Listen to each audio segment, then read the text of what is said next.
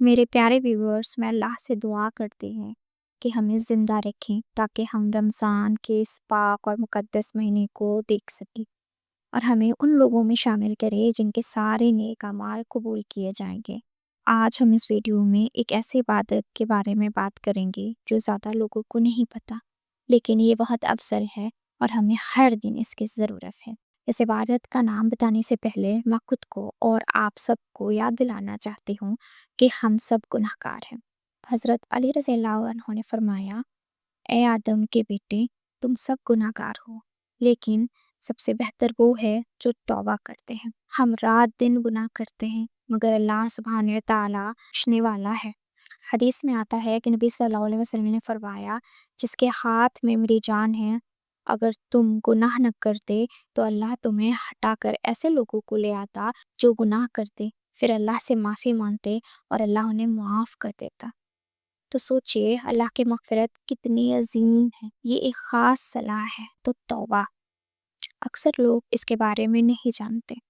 حدیث میں آتا ہے کہ جو بے گناہ کرے، پھر اچھی طرح وضو کرے اور پھر 2 رکعت نماز پڑھے اور اللہ سے مغفرت مانگے تو اللہ اس کے گناہ معاف کر دیتا ہے۔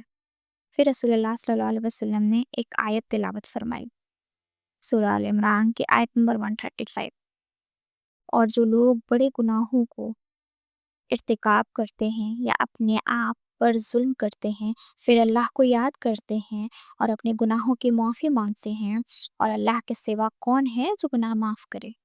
یہ نماز صلاۃ توبہ ایک عظیم موقع ہے ہمارے گناہوں سے معاف ہونے کا، ہمارے گناہوں سے پاک ہونے کا۔ جب بھی ہم کوئی گناہ کریں، فوراً توبہ کرنی چاہیے۔ اگر فوراً نماز نہیں پڑھ سکتے تو جلد سے جلد پڑھ لیں۔ ہم سب کسی نہ کسی گناہ میں مبتلا ہیں۔ کسی نے زنا کیا ہے، کسی نے جھوٹ بولا ہے، کسی نے کسی دوسرے کا حق مارا ہے، کسی نے سود کھا لیا، کسی نے دھوکہ دے دیا۔ لیکن سب سے ضروری بات یہ ہے کہ ہم فوراً اللہ کی طرف رجوع کریں، اور صرف معافی ہی نہیں بلکہ اللہ کی محبت بھی حاصل ہوگی، کیونکہ اللہ نے فرمایا سورہ البقرہ آیت نمبر 222 میں، اللہ ان لوگوں سے محبت کرتا ہے جو بار بار توبہ کرتے ہیں۔ صلاۃ توبہ 2 رکعت نماز ہے جو کسی بھی وقت پڑھی جا سکتی ہے۔ بہترین وقت رات کے آخری حصے میں ہے، جب اللہ آواز لگاتا ہے، کون ہے جو مجھ سے معافی مانگے تاکہ میں اس کی توبہ قبول کر لوں۔ اس نماز میں کوئی خاص سورت ضروری نہیں، جو چاہے پڑھ سکتے ہیں، بس شرط یہ ہے کہ دل سے اللہ کے سامنے گڑ گڑائیں، اپنی غلطی مان لیں اور وعدہ کریں کہ پھر اس گناہ کی طرف نہیں لوٹیں گے۔ اللہ نے فرمایا، اگر تم میرے پاس زمین بھر کر گناہ لے کر آؤ گے مگر شرک کے بغیر اور مجھ سے مغفرت مانگو گے تو میں تمہیں زمین بھر کا مغفرت عطا کر دوں گا۔ توبہ میں کبھی دیری نہ کریں۔